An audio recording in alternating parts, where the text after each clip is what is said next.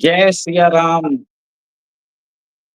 को एक जान के एक अच्छी न्यूज़ बता देता हूँ कि यूएस की director of national intelligence Tulsi Gabbard Bharat आई हुई है और कल वो इंटेलिजेंस चीफ की मीटिंग में भी गई थी और उसमें क्वाड के मेंबर्स के इंटेलिजेंस चीफ और अ, ये G7 के कंट्रीज के इंटेलिजेंस चीफ आए हुए थे। और देखिए तुलसी गबार्ड ने आज रायसीना डायलॉग जो है उसमें भी भाग ले रहे हैं। और उसी के दौरान आपको मालूम है कि आज भारत के रक्षा मंत्री राजनाथ सिंह तुलसी कबाड़ से मिले भी थे। तो उन्होंने क्लियर कट बोल दिया है, जो पन्नू है, जो अमेरिका में बैठा हुआ है और वो खालिस्तानी मूवमेंट चला रहा है, इसका ऑर्गेनाइजेशन का नाम है सिख फॉर जस्टिस, उसको इमीडिएटली बैन करने को बोल दिया। उन्होंने ये बोल दिया है कि ये ऑर्गेनाइजेशन भारत के अंदर यूएपीए एक्ट के अंदर बैन किया हुआ है और Pannu is a declared terrorist in India. देखिए Pannu is a Canadian lawyer and American citizen. ये जो ऑर्गेनाइजेशन है सिख फॉर जस्टिस, ये स्टार्ट हुआ था 2007 में और आज इसका प्रेसिडेंट है पन्नू। तो ये देखिए इसने कुछ 2-3 दिन पहले भारत के खिलाफ एक वीडियो बनाया था जिसमें वो एक पाकिस्तान का जो नैरेटिव है वो वही फैला रहा था। वो बोल रहा था कि भारत इन्वॉल्व्ड है जाफर एक्सप्रेस के हाईजैकिंग में। एक तरह से एक्यूज करने की कोशिश कर रहा है कि Bharat is involved in terror attack, जो बात है नहीं। और मेरा हमेशा मानना है कि ये जो खालिस्तानी मूवमेंट है, इसको पाकिस्तान से सपोर्ट मिल रहा है।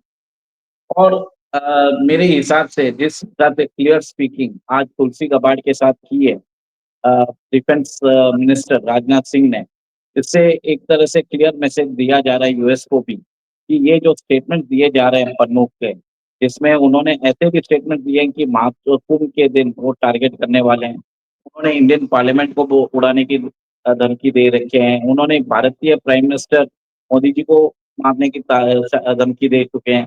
पंजाब के सीएम को भी मारने की धमकी दे चुके हैं। इन्होंने ये कंटिन्यूअसली 2-3 साल से हो ही रहा है। तो कहीं न कहीं ये सब चीज़ें टॉलरेट नहीं किया जाएगा। भारत ने आज क्लियर कट बोल दिया और इसी मामले पे अजीत डोभाल कल फाइव-आइज़ की मीटिंग में भी मिलने वाले हैं इंटेलिजेंस चीफ उनसे। और आपको मालूम है कि फाइव-आइज़ के अंदर यूएसए है, यूके है, ऑस्ट्रेलिया है, अ, न्यूज़ीलैंड है, कनाडा। और कनाडा के अंदर अभी नए राष्ट्रपति माइक केनेडी आए हुए हैं। तो एक चीज़ है कि अ, भारत ने भारत ये बात बोलने वाला है कि इन 5 की कंट्रीज़ को जहाँ पे खालिस्तानी ऑपरेटिव्स जो काम कर रहे हैं, वो रेफरेंडम चला रहे हैं और जिस हिसाब से स्टेटमेंट्स दे रहे हैं, हमारी एम्बेसीज़ को अटैक कर रहे हैं, हमारे डिप्लोमेट्स को अटैक कर रहे हैं, ये टॉलरेट नहीं किया जाएगा। आपने देखा कि कैसे लास्ट ईयर यूएस के अंदर भी खालिस्तानी टेररिस्ट ने हमारे अ अ, एम्बेसीज़ पे अटैक किया था। और अभी तो भारत ने ये भी बोल दिया है कि पन्नू को आप जिस हिसाब से बाकी कंट्रीज़ के टेररिस्ट को डिपोर्ट कर रहे हैं, आप पन्नू को भी भारत में डिपोर्ट कर दीजिए। आपने देखा कि कैसे कनाडा ने भी जिस हिसाब से खालिस्तानी टेररिस्ट को शेल्टर किया था और उधर के लीडर है जगमीत सिंह, उन्होंने हमेशा भारत एंटी इंडिया स्टेटमेंट दिया है। अभी रिपोर्ट्स यहाँ तक आ चुकी है कि काश पटेल ने वार्न किया है जगमीत सिंह को, अगर आप कनाडा छोड़ के अगर अमेरिका आ गए कभी, तो हमको आपको अरेस्ट करके भारत भेजना पड़ेगा। तो थोड़े बहुत पॉजिटिव डेवलपमेंट्स नज़र आ रहे हैं। एक और एक चीज़ आपने देखा है कि तुलसी गबार्ड ने बांग्लादेश के जो यूनस सरकार है, उनको बोल दिया है कि क्या ये इस्लामिक कैलिफेट चला रहे हैं? क्योंकि बांग्लादेश में हिंदू के ऊपर जुल्म ढाए जा रहे हैं। अगस्त 5 के बाद आपको मालूम है कि बांग्लादेश में एक रेजिम चेंज हुआ था। उसके बाद हिंदू महिलाओं का रेप हुआ था, कमर्शियल एस्टेब्लिशमेंट्स को जला दिए गए थे, कितने लोगों को मार दिया गया था, फोर्सिबली कन्वर्ट किया जा रहा है। तो बांग्लादेश में जो स्थिति है, वो बहुत दयनीय हो चुकी है। उन्होंने क्लियर कट बोल दिया कि यूएस एडमिनिस्ट्रेशन में अभी तक नई एडमिनिस्ट्रेशन है, उन्होंने बांग्लादेश को अपनी नज़र में नहीं दिया है। पर जभी भी एंगेजमेंट चालू होगा, तो उस दिन जो बांग्लादेश में हिंदूज़ के खिलाफ जो पर्सिक्यूशन हो रहा है, वो इमीडिएटली बंद होना ज़रूरी है। इससे बांग्लादेश के अंदर यूनस सरकार के कान खड़े हो गए। वहाँ की अखबारों में ये लगाया जा वहाँ की अखबारों में ये बताया जा रहा है कि कैसे तुलसी गबार्ड एक प्रैक्टिसिंग हिंदू है। देखिए, तुलसी गबार्ड भारतीय मूल की नहीं है, बट की माँ जो है, उन्होंने हिंदू धर्म अपनाया था और उन्होंने अपने बच्चों का नाम भी तुलसी और जो हिंदू नाम रखे थे, and she is a practising Hindu and she is a follower of ISKCON.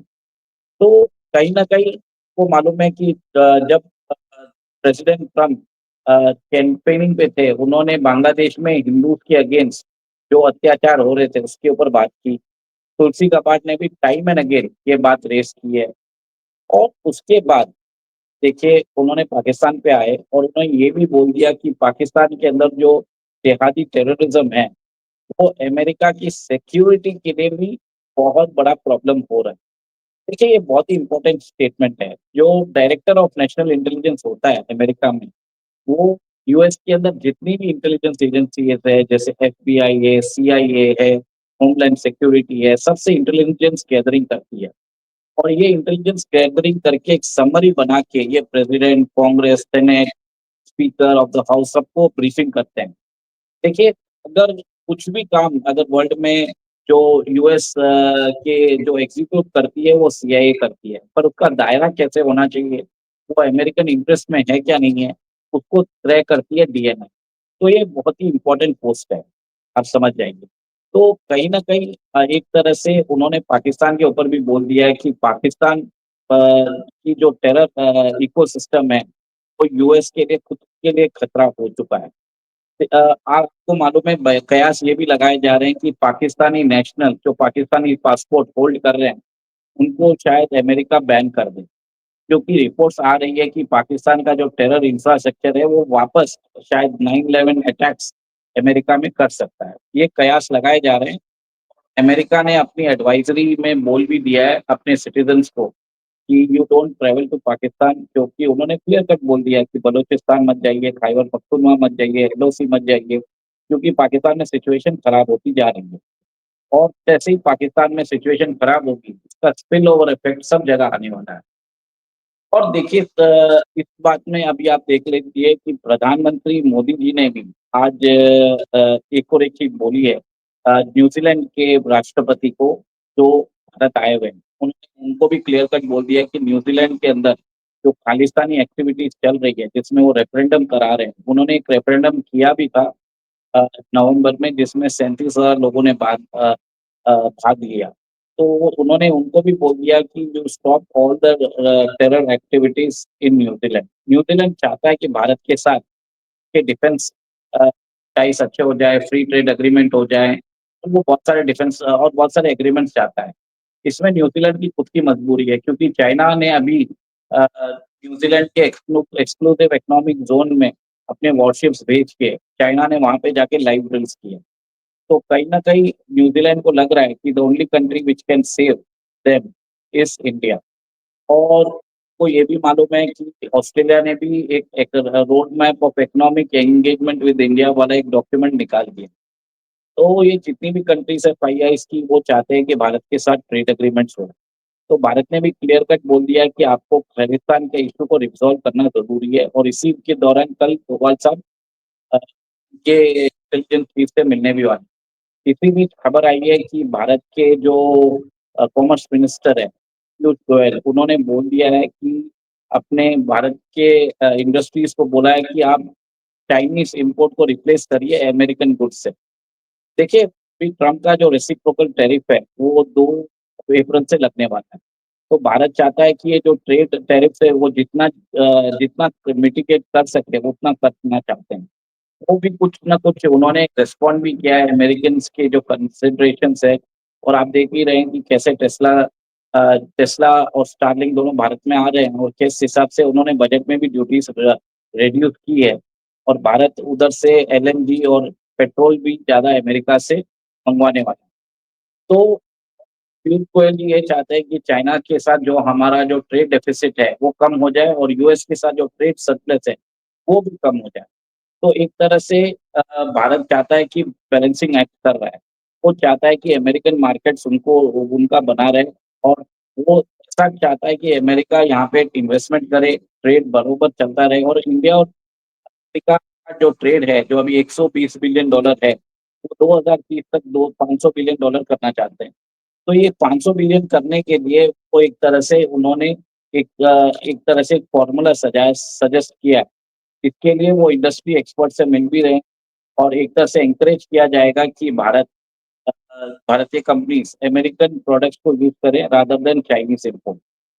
तो बस यही बात है कि आज बहुत सारे सिग्निफिकेंट डेवलपमेंट्स हुए हैं, जिसमें तुलसी गबार्ड भी आई हुई है, और intelligence chief IAS intelligence chief भी आए हुए हैं और न्यूजीलैंड के प्राइम मिनिस्टर भी आए हुए हैं और जिस हिसाब से कॉम्प्रिहेंसिव ट्रेड टैरिफ और डिफेंस पार्टनरशिप्स, सिक्योरिटी और इंटेलिजेंस शेयरिंग्स और खालिस्तान के ऊपर बात हुई है।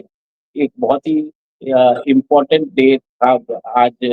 तो और ये भी ये एक ऑनगोइंग प्रोसेस है। ये डेवलपमेंट ये स्टोरी में और भी डेवलपमेंट्स आने वाले हैं, जैसे आता रहेगा, मैं आपको बताता रहूँगा। जय सिया राम।